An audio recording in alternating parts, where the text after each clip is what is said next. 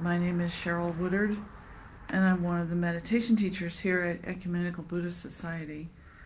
I'm coming to you today from our bookstore because there are people sitting in our meditation hall together as they do every Sunday morning at 9 o'clock, and I'm here to make that connection available to people on Facebook for people who can't get into the building or have live too far away or whatever. So today I want to talk about a teaching from one of my favorite Buddhist teachers, Pema. She's out there. You've probably seen her books or videos. I want to start by acknowledging that the holidays are upon us, and holidays often present challenges. Some of my friends are in deep disputes with their families of one kind or another, feeling angry or having trouble arousing love or compassion for people that they have long-standing disputes with or disagreements. Some people don't have families and they're struggling with loneliness or grief or sadness. And it's difficult to, overall, given the state of the world and everything else, may be difficult to feel generous or cheerful like, we feel we're supposed to do over the holidays. And so that's a problem, and we feel bad because we're not having the happy time that we think we're supposed to have. And Buddhist teachers like Pema suggest that looking directly into the face of these difficult feelings is the way to awaken compassion in ourselves.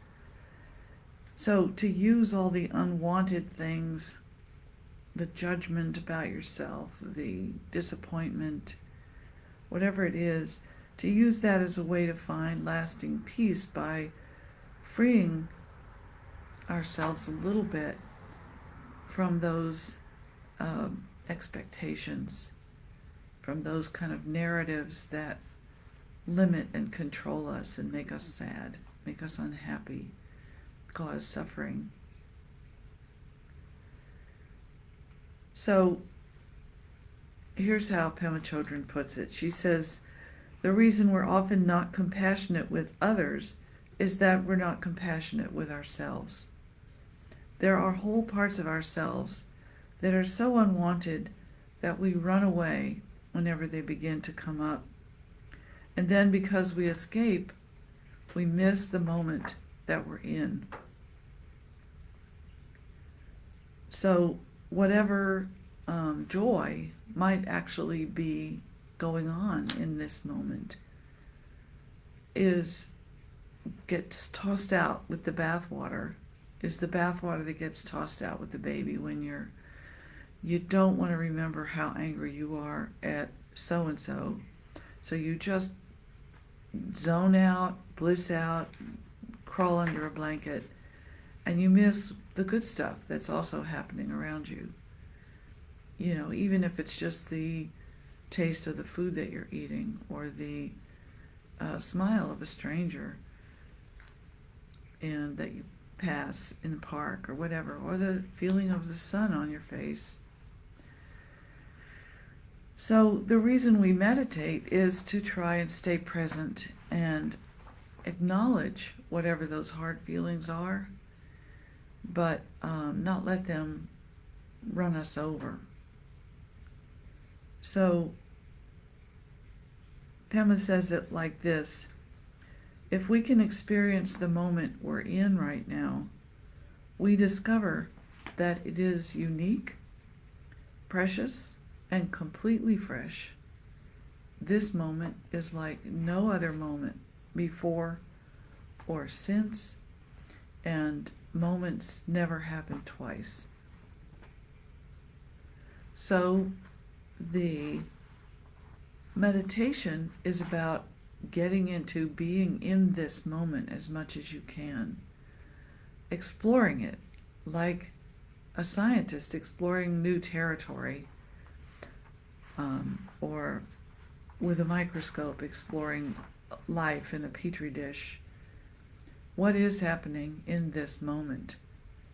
Besides the kind of big sound or the big presence of the bad feelings, what else? What are the more quiet, subtle things going on at the same time? And it is fair to say that we have wisdom and compassion in us all the time.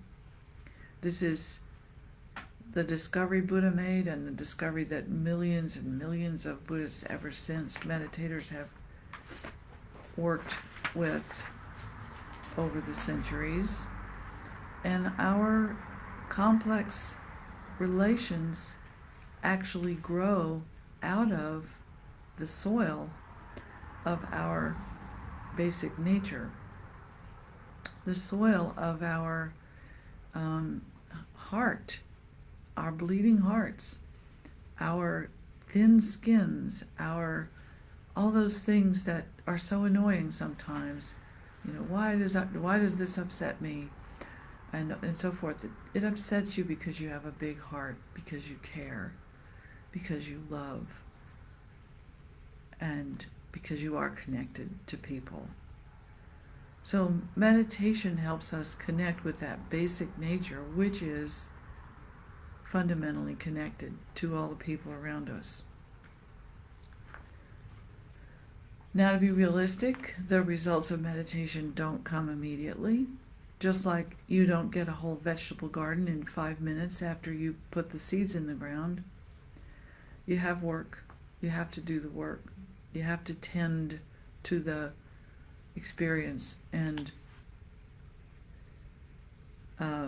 consider that this is a long-term project and have reasonable expectations about how meditation can transform your life, but keep at it. Maybe this coming year, when you're faced with painful situations, you can focus on keeping yourself safe and consider the question of freshness. Is Pema right that even these difficult moments have something fresh, unique, and important about them? Are they actually precious in some way?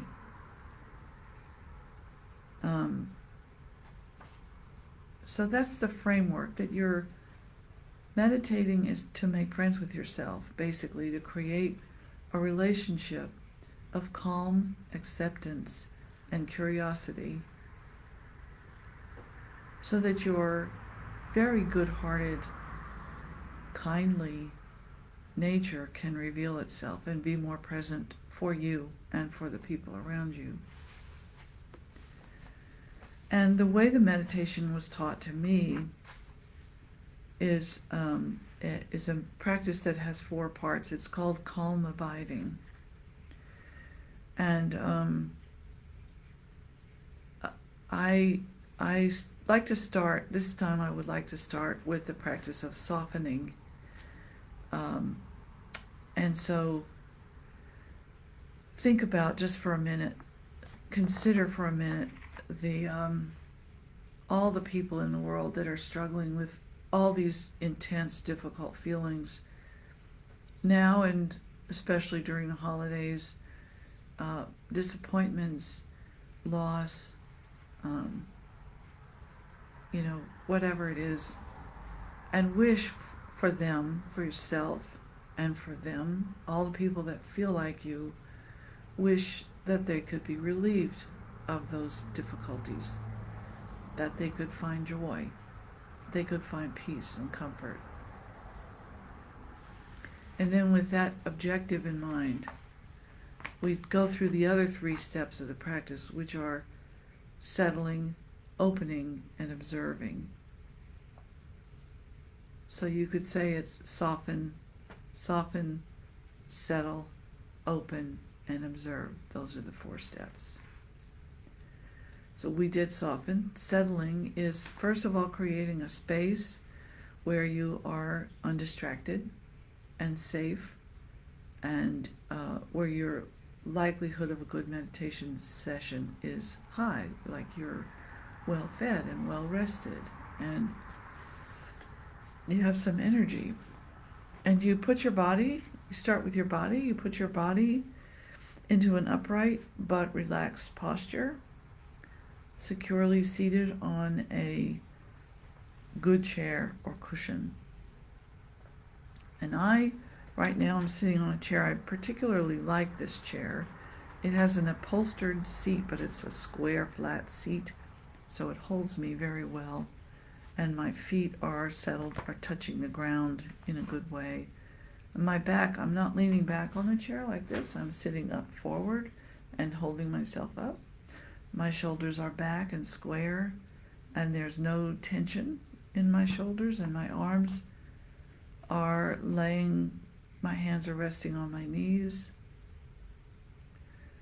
The face is open, eyes are open, face is relaxed, and if I notice any tension anywhere in my body, I just let it go. So this is the settling stage. I've created a space and a time, and now I'm putting my body into that space, and I'm saying, sit, stay, be comfortable.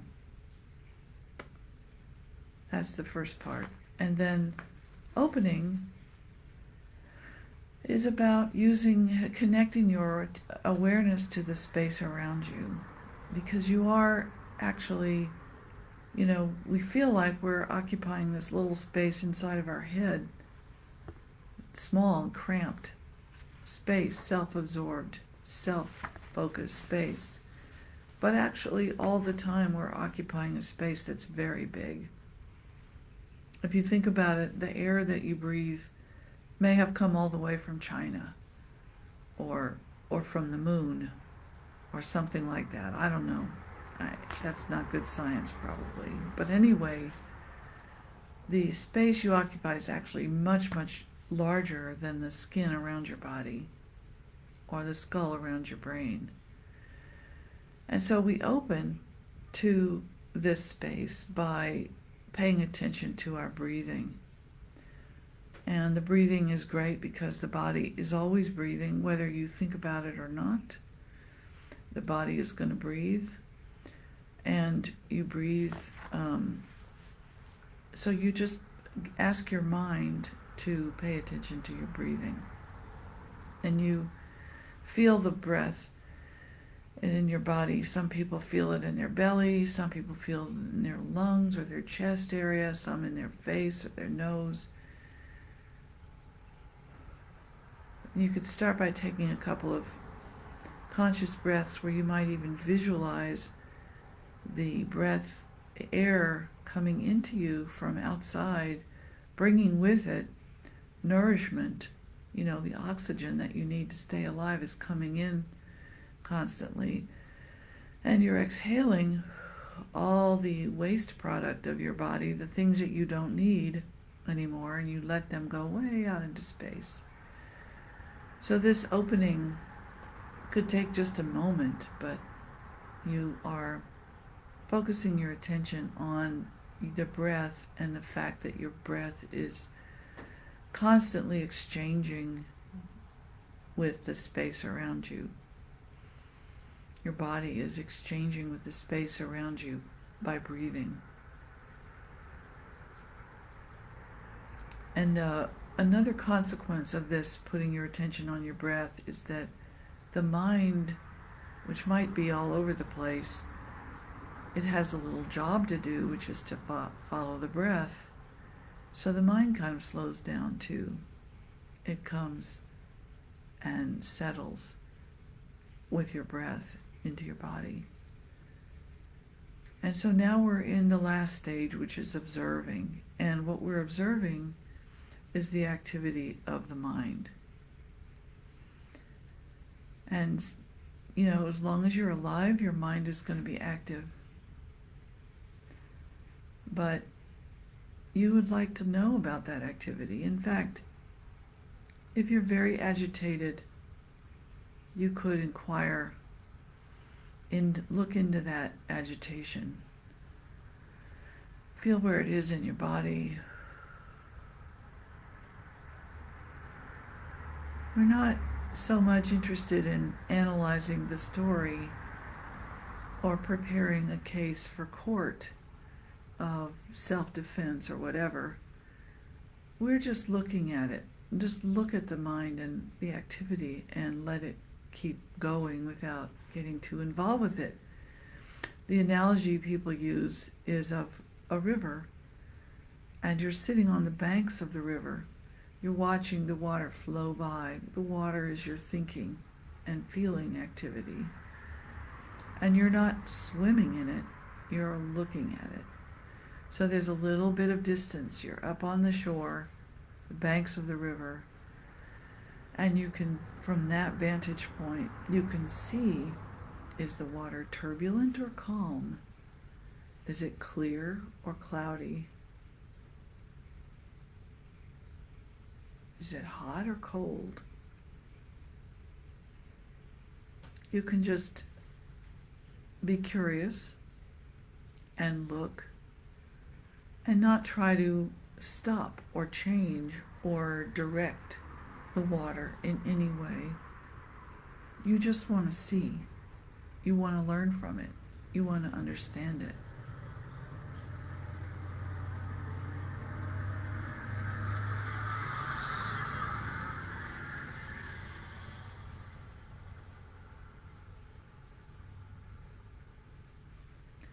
From time to time, you'll forget what you're doing. You'll get carried away. You'll run off and argue with Uncle so-and-so or whoever. And when that happens, you just come back and find your body. Oh yes, my body. You bring your mind back to your body and back to your breath. You come back to your breathing body. Ask your mind to come back to your breathing body. It doesn't matter where it went. Just invite your mind to come back. The whole exercise is about,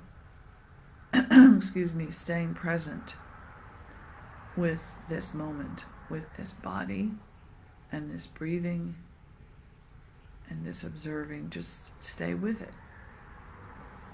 Even if you run away 1,000,000 times in 10 minutes, mentally run away 1,000,000 times in 10 minutes, as long as you come back even once or twice, you're doing great.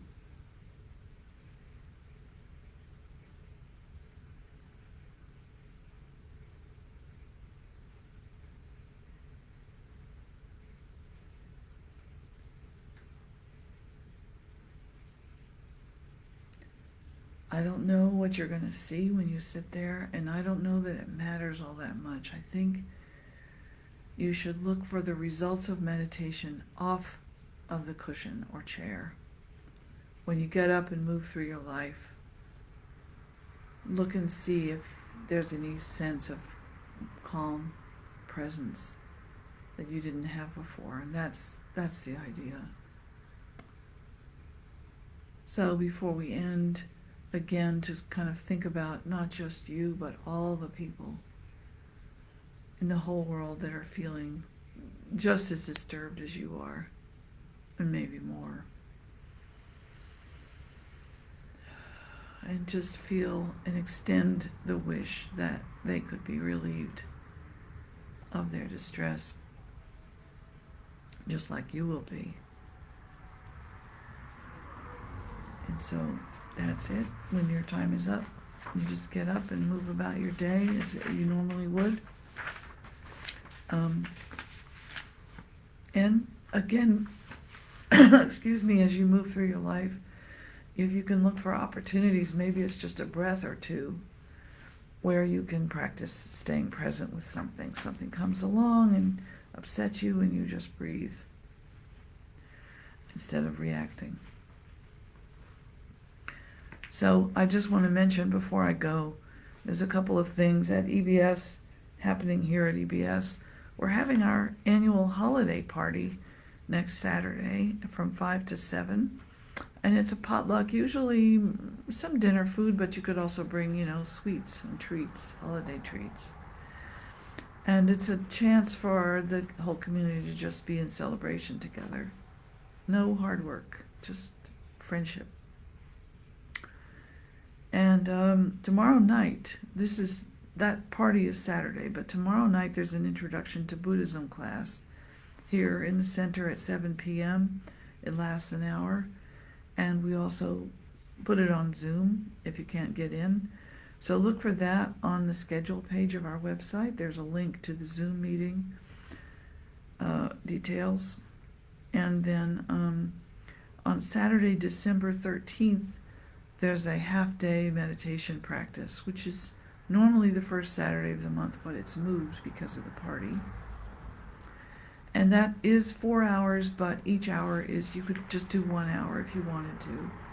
And there's sitting for about 40 minutes, and then a walking meditation, and then a short break, and then sitting again. So some people do the whole afternoon, and some people just come and do one segment or 2 segments, whatever they can do.